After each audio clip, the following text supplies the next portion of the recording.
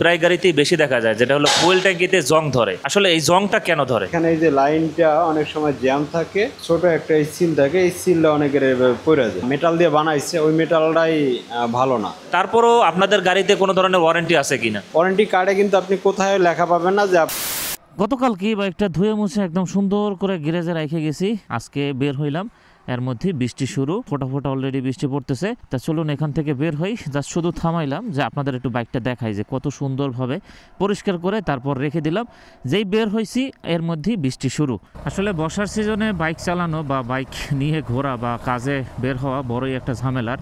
যে কোনো সময় বৃষ্টি চলে আসতে পারে বা যে কোনো সময় বৃষ্টি চলে আসে। আজকে আমি আপনাদের সাথে গুরুত্বপূর্ণ একটি বিষয় নিয়ে আলোচনা করব। যাই হোক, বৃষ্টি তো পড়তেছে, কিছু করার নাই, এর মধ্যেই কথা বলতে হবে, কারণ কথা বলার সুযোগ যেহেতু পাই না, তাই আজকেই কথা শেষ করতে হবে। কারণ এই বিষয়টা বর্তমানে খুবই ঝামেলার মধ্যে পড়তেছে অনেক লোক, বা যারা নতুন বাইক কিনতেছে তারাও, এবং যারা ভবিষ্যতে কিনবে তারাও এই বিষয়টা আসলে মনে রাখতে পারে বা এই বিষয়টা আসলে খেয়াল রাখতে পারে। তাই বর্তমান সময়ে বাইকের বড় একটি সমস্যা যেটা হলো এই ফুয়েল ট্যাঙ্কিতে জং সমস্যা, যেটা ইদানিং অনেক বাইকে দেখা যাচ্ছে। ছোট ছোট কোম্পানি থেকেও নামি দামি অনেক ব্র্যান্ডের বাইকগুলোতেও এখন এই ফুয়েল ট্যাঙ্কির জং সমস্যা দেখা যাচ্ছে। এই জং সমস্যাটা কিভাবে সমাধান করবেন এবং কি জন্য হতে পারে, এবং এইটা কোম্পানিতে কোনো ওয়ারেন্টি আছে কিনা, যেহেতু আমার বেশি একটা কোম্পানির সাথে পরিচিত নাই, এজন্য একটা দুইটা কোম্পানির মাধ্যমেই আপনাদের বিষয়টা জানানোর চেষ্টা করব। বর্তমান সময়ে ফুয়েল ট্যাঙ্কির জং সমস্যাটা অনেক পরিমাণ বেশি দেখা যাচ্ছে, যেটা এর আগে কখনোই এরকমটা আসলে দেখা যায় না। আর এই সমস্যাটা দিনের দিন অনেক পরিমাণ বৃদ্ধি পাচ্ছে। নতুন একটা বাইক 2-3 মাস পর ব্যবহার করার পরে যদি এইরকম ফুয়েল ট্যাঙ্কিতে জং সমস্যা থাকে, তাহলে অনেকেই এই বাইকগুলো কিনতে চায় না, বা অনেকে এই বাইকটা নিয়ে আর ভবিষ্যতে আর চিন্তাভাবনাও করে না, মানে কেনার জন্য আর আগ্রহ থাকে না। এবং বাইকটা যদি আপনি বিক্রি করতে যান তখনও কিন্তু অনেক ধরনের সমস্যা ফেস করতে হয়। সারা বিশ্বে তেলটার বা অকটেনের কয়েকটা বিভাগ আছে বা কয়েকটা ধরন আছে, কিন্তু বাংলাদেশে নাই। বাংলাদেশে মাত্র একটাই গ্রেড, একটা মাত্রই চলে। তেলটায় যদি কোনো ধরনের ভেজাল হয়, তেলের কারণে অনেক সময় এই ফুয়েল ট্যাঙ্কিতে জং ধরে। এজন্যই সবসময় চেষ্টা করবেন ভালো একটা জায়গা থেকে ফুয়েলটা নেওয়ার জন্য। ফুয়েলটা ভালো হলে আপনার বাইকের ট্যাঙ্কিটা খুব ভালো থাকবে। দ্বিতীয় নাম্বার যে বিষয়টা, সেটা হলো অনেকেই ভালো মাইলেজের জন্য অকটেন বুস্টার ব্যবহার করে থাকে। বাংলাদেশের মার্কেট এমন একটা জিনিস, যে জিনিসটার চাহিদা বেড়ে যায় সেইটার কিন্তু ডুপ্লিকেটের সরাসরি, বা সেটার কিন্তু ডুপ্লিকেট সাথে সাথে বের হয়ে যায়। কারণ বাংলাদেশে এমন একটা দেশ, এখানে দুর্নীতির পরিমাণ যেরকম বেশি, এই ডুপ্লিকেট প্রোডাক্টের পরিমাণও চায়না থেকেও এখন আমার কাছে মনে হয় যে বেশি। অকটেন বুস্টার ব্যবহার করার ক্ষেত্রে বা অকটেন বুস্টার যখন ব্যবহার করবেন, সবসময় চেষ্টা করবেন ভালো ধরনের বা ভালো একটা কোম্পানির বা ভালো একটা প্রোডাক্ট ব্যবহার করার জন্য। এই অকটেন বুস্টারের কারণে অনেক সময় মাইলেজ বৃদ্ধি করে ঠিকই, কিন্তু অনেক সময় এই কার্বন মানে ট্যাঙ্কিতে যে ধরনের কেমিক্যাল দেওয়া থাকে, বা প্রতিটা ম্যানুফ্যাকচারের সময় যে ধরনের কেমিক্যাল ট্যাঙ্কিতে ব্যবহার করা হয়, এই অকটেন বুস্টারটা খারাপ হয়ে যায়, তাহলে সেই কেমিক্যালটা নষ্ট করে ফেলে, যার কারণে বাইকের ট্যাঙ্কিতে দ্রুত সময় জং ধরে যায়। অনেকে একটা প্রশ্ন আমাকে করতে পারেন, ভাই কোন অকটেন বুস্টারটা ভালো হবে? আসলে এখন পর্যন্ত আমার বাইকে আমি কোনো ধরনের অকটেন বুস্টার ব্যবহার করি নাই। এক্সবেলের যখন ব্যবহার করছিলাম, একবার একটা অকটেন বুস্টার ব্যবহার করছিলাম, সেটা ব্যবহার করার পর বাইকের সেন্সরটাই নষ্ট হয়ে গেছিল। এখন জানি না অকটেন বুস্টারের ব্যবহার করার কারণে হয়েছে নাকি অন্য কারণে হয়েছে, সেটা আসলে আমি জানি না। এজন্য এই এখন পর্যন্ত আমার বাইকে কোনো ধরনের অকটেন বুস্টার আমি ব্যবহার করি নাই। জিজ্ঞাসা করলেও বিষয়টা বলতে পারবো না, কারণ আমি কোনো জিনিস ব্যবহার না করে তারপর আপনাদের সাথে ফিডব্যাকটা বা কোনো বিষয় সম্পর্কে বলি না। এরপরে 3 নম্বর যে বিষয়টা, সেটা হলো এই বৃষ্টির পানি বা ফুয়েল ট্যাঙ্কিতে পানি যাওয়া। অনেকের দেখবেন যে বৃষ্টিতে বিভিন্ন জায়গায় বাইক ফেলে রাখে, বাইক ওয়াশের সময় এই ফুয়েল ট্যাঙ্কিতে পানি যায়। তাই এই ফুয়েল ট্যাঙ্কের পানি আর যদি অকটেন দুইটা মিক্স যদি হয়, দ্রুত সময়ের মধ্যে এই ফুয়েল ট্যাঙ্কিতে কিন্তু জং ধরে যায়। তাই সবসময় চেষ্টা করবেন এই ফুয়েল ট্যাঙ্কিটাতে যাতে একটু ভালো থাকে, যাতে এটার মধ্যে পানি না ঢুকতে পারে, সেই বিষয়ে একটু খেয়াল রাখবেন। এবং এখানে কয়েকটা রাবার আছে, যে জিনিসটা আমি আপনাদের একটু দেখাই। এখন এই ফুয়েল ট্যাঙ্কিটা আপনাদের একটু ভালো করে দেখাই। দেখেন এইখানে একটা রাবার থাকে, এই যে রাবারটা আপনারা দেখতে পারতেছেন কিনা। অনেক সময় ম্যানুফ্যাকচারের সময় বা বাইক যখন ম্যানুফ্যাকচার করা হয়, এই জিনিসটা অনেক সময় থাকে না। তাই যখন একটা বাইক কিনবেন, সব সময় চেষ্টা করবেন এইখানে একটা অয়েল সিল থাকে, এই অয়েল সিলটা থাকে কিনা।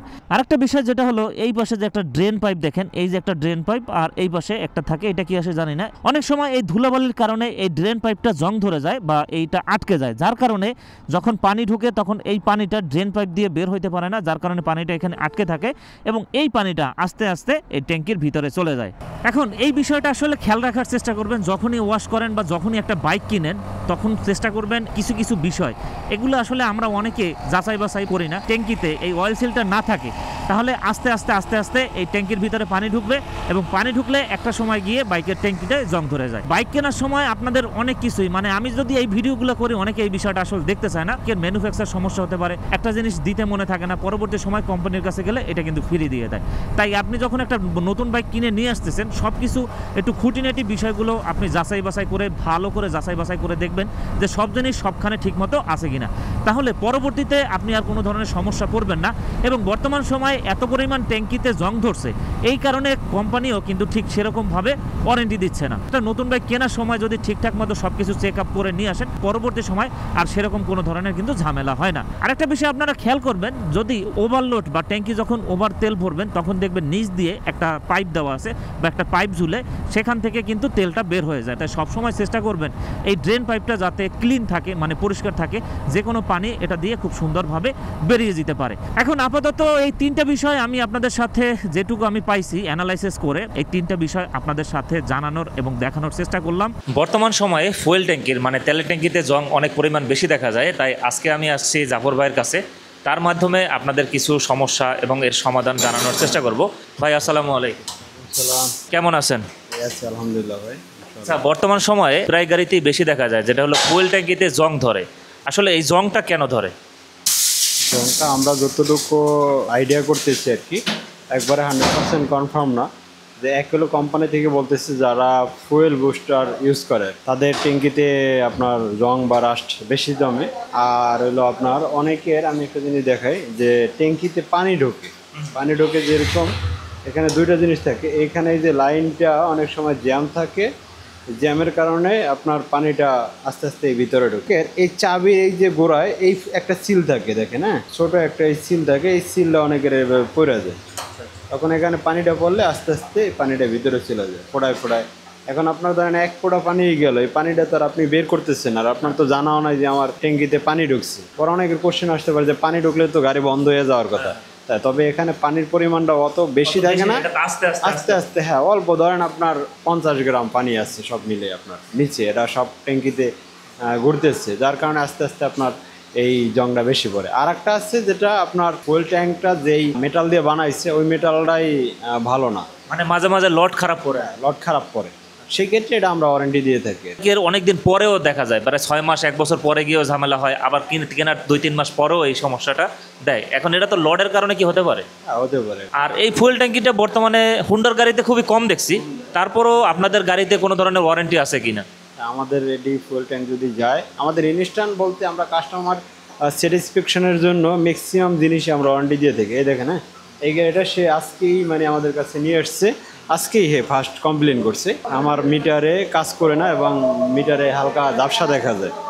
আমরা কমপ্লেন এখন পর্যন্ত ফ্যাক্টরিতেও পাঠাই নেই, আমাদের কাছে মিটার আছে দেখা কাস্টমারকে আমরা মিটার দিয়ে দিতেছি, জানি যে এটা আমার কোম্পানি অ্যাপ্রুভ করবে, কারণ কোম্পানিটা বলেই দিয়েছে না, কোম্পানিটা বলেই দিয়েছে, এই জন্য তাকে আমরা মিটারটা চেঞ্জ করে দিচ্ছি। বাইক কেনার সময় ম্যানুয়াল বুক দিয়ে দেয় বা আপনার ওয়ারেন্টি কার্ড দিয়ে দেয়, ওয়ারেন্টি কার্ডে কিন্তু আপনি কোথায় লেখা পাবেন না যে এই পার্টসের ওয়ারেন্টি আছে, আপনার স্পষ্ট লেখা দেওয়া আছে ওখানে যে আপনি কোনো ইলেকট্রিক আইটেম বা অন্য জং বা রাস্ট মরিচা এগুলো কোনো ওয়ারেন্টি পাবেন না, বা ক্ষয়যোগ্য পার্টস এগুলো ওয়ারেন্টি পাবেন না। ইঞ্জিনের যদি ক্লাস প্লেট ব্যতীত যদি যেই পার্টসগুলো আছে ওই পার্টসগুলো আপনি ওয়ারেন্টি পাবেন, আমাদের গাইডলাইনে এইগুলো লেখা আছে। তারপরও কাস্টমারকে সন্তুষ্টির জন্য মানে হোন্ডা ম্যাক্সিমাম জিনিসের ওয়ারেন্টি দিয়ে থাকে, যেগুলো অনাকাঙ্ক্ষিত জিনিস যেটা এখন যাওয়ার কথা না, যে তারপরে চলে গেছে, তাহলে এটা আমার যদি না দিই তাহলে কাস্টমার একটা ব্যাড রিভিউ চলে আসবে। এই জন্য এটা হোন্ডা সবসময় কাস্টমারের পাশে থাকে এবং সাপোর্ট দিয়ে থাকে।